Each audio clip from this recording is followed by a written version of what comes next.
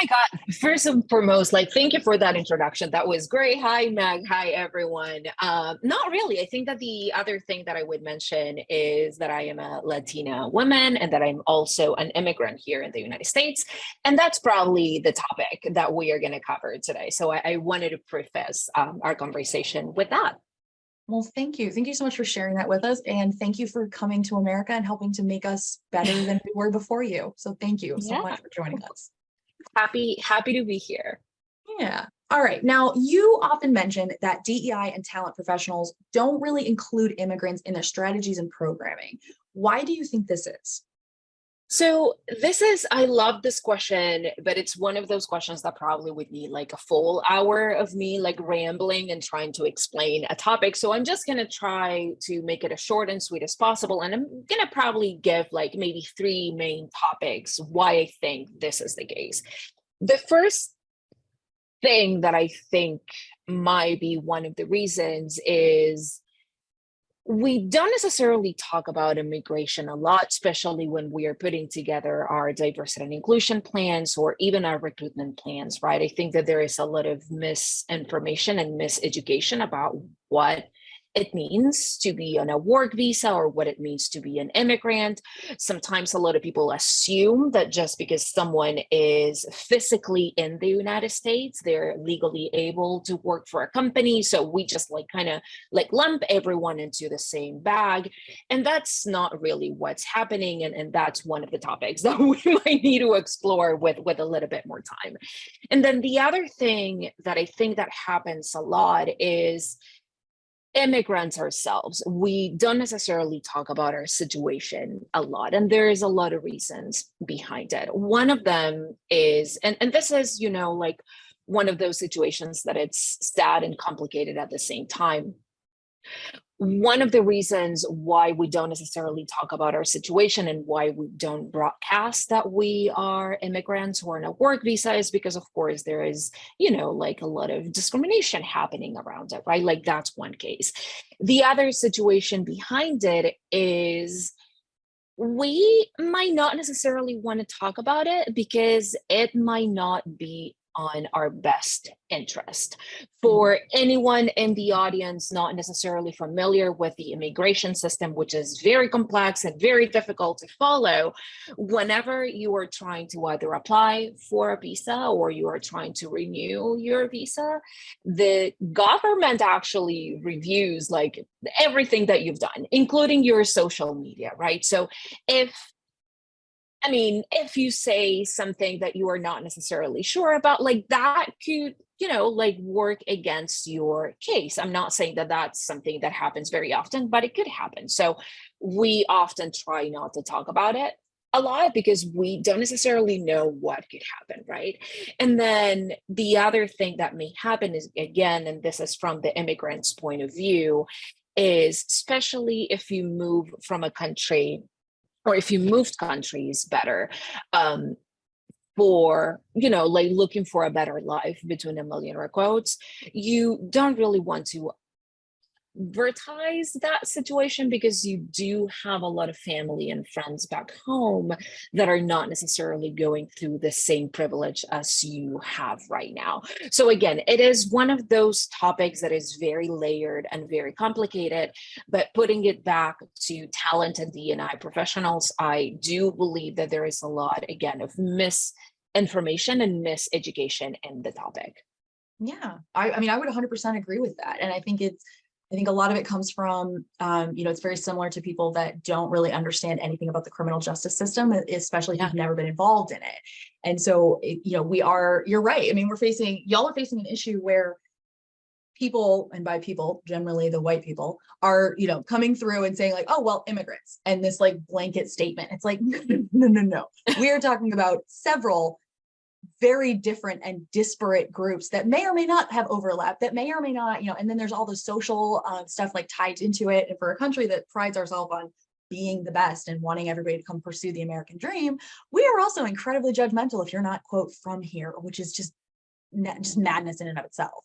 So yeah, I mean, that makes a ton of sense, right? It's very nuanced. It's very, fraught with a lot of like social, like kind of mores involved with it. That makes a ton of sense. So, all Yeah, right. and then on top of that, and just to like close this, something that I forgot to mention is that the system itself is very complex. Like even when we talk about like work visas, there's so many different work visas. And again, it is very complicated to follow and to learn about if you are not maybe an immigration lawyer or if you didn't go through that system yourself. Yeah, of course. Plus, this is something that like I don't know. I don't know that I've ever gotten into a screaming match with someone over like how you procure a driver's license in this country. Right. Right. So this is like it's one of those things. It's like it's a government process. It is slow and complicated, and yet somehow everyone has very strong opinions on it, and it's just bizarre to me. Yeah. All right, so let's talk about ways to be better allies or sponsors. If you are within the talent community, especially in a DEI capacity, what do you think that people can do to be better allies and especially sponsors for people within the Latina or Latinx immigrant community? Yeah. So the very first thing, and I know that we were just talking about it, is like do your best. And I know that we say this about like many, many different topics, but do your best to, to educate yourself and try to understand how complex the immigration system is. And again, that there are multiple different visas and that every single visa has different restrictions, right? Because at the end of the day, I will just divide it into like main categories. Like there are visas that are transferable, meaning that the person that holds that visa can change jobs and basically do and follow like a career that they want, right? But they're non-transferable visas, and that means that the person cannot change jobs for whatever reason, no matter if they're being discriminated against, if they're not getting a salary raise, if they're not getting promoted, they legally cannot change their jobs, right? So learning about that will help us build like better and more inclusive and more equitable processes and systems. On top of that, I would say, because again, like, yes, education is, like the bare minimum, but one of the things that I would strongly recommend everyone to do is to sit down and try to fully understand what their company's stance and processes are on hiring and promoting immigrants. Maybe they learn that they don't really have a stance or a process. That means that they don't really hire immigrants for whatever reason. Or maybe they do learn that that is something that they do, but maybe they only do it for certain positions or for certain roles or certain levels of seniority. So if that is the case, how we can make that process again a little bit more inclusive and equitable. And then something that I would strongly, strongly recommend is going back to what we were saying before, that they're like non-transferable work visas. We need to understand that anything that the employee does can actually risk the standing with the company. And I know that this is actually very, very hard to explain. So whenever we are talking about like a regular employee between a million air quotes, if you lose your job, yes, it is devastating. You are losing the ability, to make money and support your family and to hold your situation in the best way you can. For an immigrant, either on a non-transferable or transferable visa, what that means if you lose your job is that you need to leave the country within 60 days. You either need to find a new job, will actually sponsor a new visa for you, or you actually need to leave the country. And again, we are talking about immigrants that left their country of origin for strong reasons, right? It could be economic reasons, it could be safety reasons, it could be like a million different reasons. It's not just about like, okay, we are just like, of course, there are some people that are just, like trying and trying to see what it's like to live in the United States. But for many people, it's actually about looking for safety, right? Mm-hmm. So when someone loses their job, they literally need to go back to their country. And that's something that I think we are not taking into consideration when we either hire or we are making layoff decisions. And then the other thing, again, if you're hiring someone on a work visa or an immigrant, or if you're transferring someone from a completely different country to the United States, we do need to keep in mind that the processes that we have in place right now, the hiring process, the interview process, the onboarding process, it cannot be the same process as you have right now for someone that was born and raised in this country, right? Starting with the basics, we are probably dealing with someone that is like, speaks English as their second language.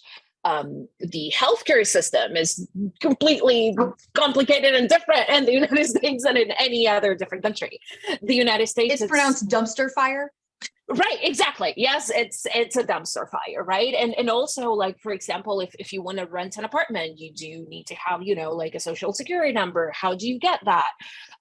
Or a credit score. Like the United States, there are only a few countries in the world that actually have credit scores. So if you come from a different country that doesn't have that, you are literally a financial baby, newborn. So no one will actually rent you an apartment.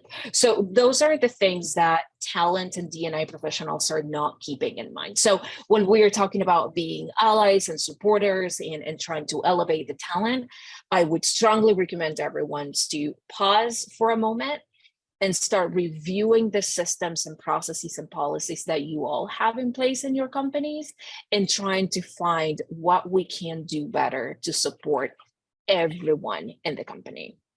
Yeah. I mean, and it kind of reminds me of, when we first started talking in terms of non-visual diversity, right? So like the first kind of wave of at least for mainstream America outside of DEI or outside of recruiting or the hiring process, we first saw it in terms of visual diversity. And then we saw this wave of like, no, not all diversity is visual. There's layers to this, like an onion.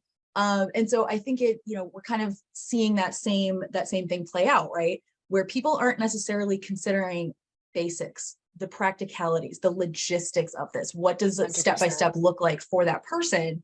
Because we get so used to the feeling that our reality is everyone's reality. It's everyone's reality. Exactly. Yeah. And especially when we think about, like hiring and onboarding, and I get it, right? Like I was on that side of the story. Like we try to make the process, like as fast and as effective as possible. But that sometimes doesn't necessarily work for everyone, right? So again, we need to pause, review, and adapt as much as we possibly can. Yeah, I mean, even if your company has a program in place, when's the last time it was assessed? Exactly. Was it built with one person in mind? And so it's maybe not necessarily a very repeatable process, or maybe it's a huge time suck. I think it is important that we talk about that, because like not having a process in place is not the worst thing, y'all. Refusing to put a process in place, that's the worst thing. Exactly. Yeah. All right. So we've talked about this from like the hiring or potential layoff, like if you are in like a capacity above or outside of this person. Well, let's talk about what individuals can do. If you're not in a leadership role, if you're just in a team with somebody who is within this immigrant community, how could people as individuals really support their immigrant coworkers? I love this question as well, because for whatever reason, and again, I think it goes back to what we were talking at the very beginning of the conversation, we kind of assume that if we are just co-workers, there is nothing that we can do. And that's so wrong in so many levels. So I'm just going to give you probably 2 or 3 very actionable tips that everybody can do. So if you work with someone and that person, felt comfortable enough to share with you that they are an immigrant and that they are going through, the immigration system and process, one of the things that you can actually do, and this is so simple to do, is write a recommendation letter. And for those who don't necessarily know, whenever you are either applying for a visa or trying to renew your visa, you do need to present a lot of supporting materials and evidence and information. And one of those pieces of information are reference letters from coworkers and leaders and managers and people They have to be, well crafted. They have to be, very specific, probably about 2 pages long, going through every single detail about the project that you worked on and all of those things. But that's something that we can do, and usually takes, like maybe half an hour. You can even ask, one of the AI platforms to help you write that letter if you want to. Heck yeah, So you that's can. so that's one of the things that we can do. The other thing, and again, keeping in mind again that there are non-transferable work visas and transferable work visas, is not everyone that immigrates has, the same background and the same story. So if you notice that one of your coworkers who happens to be an immigrant, if they haven't been, like promoted in a while, if you notice that they've been in the same level or the same role or in the same department for quite some time, maybe have a conversation with them. And maybe then have a conversation with your leader. Maybe there is an opportunity for, active sponsorship and mentorship. Again, we don't necessarily have the time to go through like all of the biases and all of the layers that go into it, but maybe the person actually needs to have a sponsor that can chat directly with their manager and see maybe what's going on in there.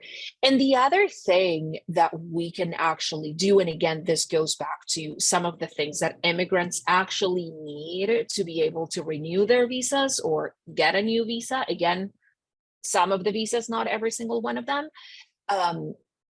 Most of us, we do need to demonstrate our extraordinary abilities. That's the government's name. That's not a name that I'm putting out there. And what that means is that we need, to do speaking engagements, and we need to have, opportunities in the press and all of those things. So if you're in a position where someone is asking you to participate in a panel and maybe you don't want to, you don't have the time, it's not in your area of expertise, pass the mic along. The immigrant that is sitting right next to you is literally dying to have that opportunity because they actually need it, and they may not have the network or the privilege or the connections to have access to those opportunities that you have. So those are probably like 3 very easy things that we can do. I like this. I think it's really, I like that you make a good point of kind of utilizing the fact that like you're a person, you're observant, it's easy to be like, okay, you know what?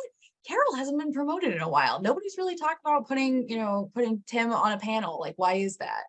Right. So I think that's really, I love these. I love these suggestions. If y'all have questions for Dani, please feel free to send them in. I know San Maya is checking stuff out in the chat. So if y'all got questions, please send them in. We've got about 9 minutes left.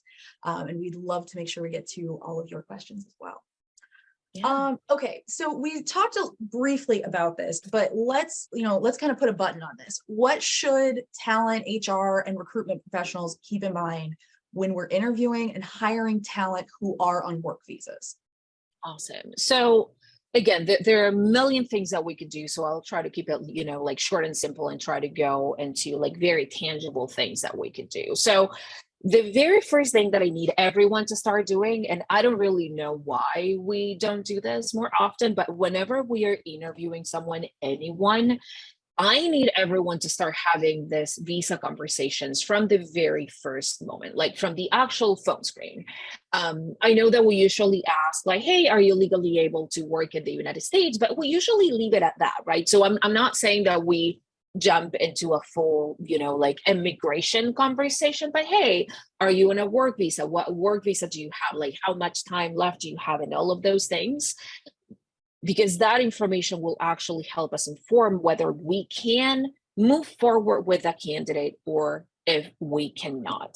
If we cannot, please make sure that you're letting that candidate know if for whatever reason your company's not sponsoring or if it's not hiring immigrants. The other thing that we can do is make sure that we are including language in the job description that makes it very clear on whether we are sponsoring visas and what visas we are sponsoring.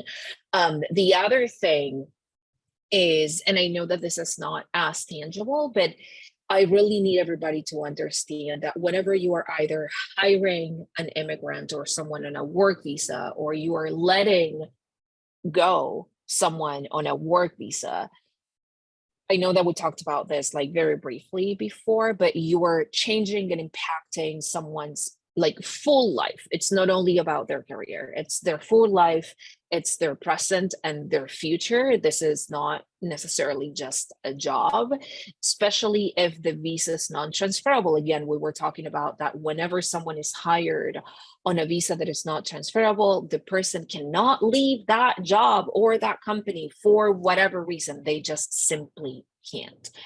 And the other thing that we need everybody to start doing, especially when we need to make the very, very hard decisions of letting people go. We know, again, as I was saying a couple of minutes ago, immigrants have only 60 days to either find a new job or leave the country. If you've ever hired anyone or if you've ever been through an interview process, you know that 60 days is not even enough to actually go through a regular interview process. So those 60 days are not necessarily enough, right? And that's something that is mandated by the government. Is not something that the company can do, but something that actually companies can do is extend the timeline. So maybe keep that person inactive in your payroll for a couple of months or weeks or whatever it is that you can do. So you give the person more time to find another opportunity. Because at that stage, whenever you are letting someone go on a work visa, yes, of course, they need to work, they need the money, they need all of those things, but more importantly, they need time. And that's something that companies can do. I very much appreciate this because it is one of those things where like that's not that big a deal for the company, right? It's not like they're keeping you on payroll. We're not still paying somebody that you had to let go. But I think it is really important to think in terms of these things because like that is so simple for the company and can ease so many issues, or at minimum will not make the issues worse, right? Let's talk about employee resource groups for a second here. We only have 5 minutes left, so I want to see if we can get to these. But do you think employee resource groups aimed at immigrants could be a good resource? And do you think that one ERG could encompass the many different kinds of immigrant experiences? So I've never had the opportunity to belong to an ERG specifically built for immigrants. So the answer I think is yes and no, right? Like, yes, if it's built specifically to support and elevate immigrants, if the person who's running it is very well versed and educated on immigration, if the person is well versed not only on Latine immigration, but immigration from all over the world, and also is strictly dedicated to elevate that talent and is, acting as a liaison between the ERG and the talent team and the diversity and inclusion team and the leadership team. Otherwise, if those things are not happening, I don't necessarily know if they could be helpful, as a meeting situation to vent and to find community. But if what we are looking for is support, maybe we need to find another solution. Okay.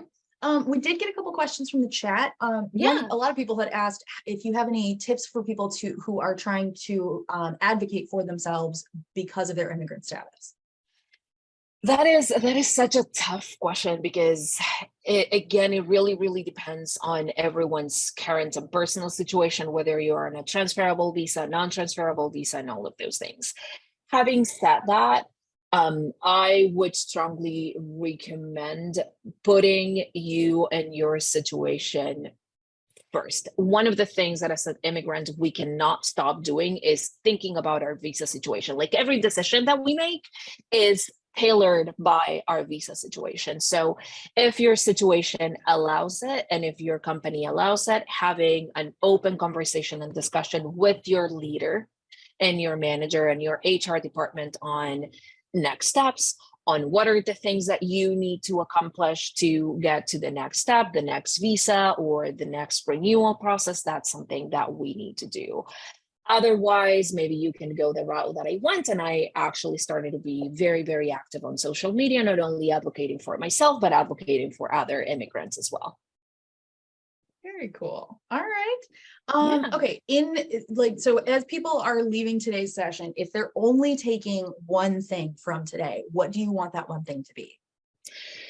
To be more intentionally equitable and inclusive whenever we are thinking about diversity, equity, and inclusion programs, and to think about immigrants when we are building our programs. Now, if people want to follow you and see what you've got going on lately, what should they know? Where can they follow and reach out? What should they know about? Yeah, so I have a link tree. So if you go to linktree/DEI by Dani, you'll find all of my socials, my content, my one-on-one coaching sessions. Like, you'll find everything in there.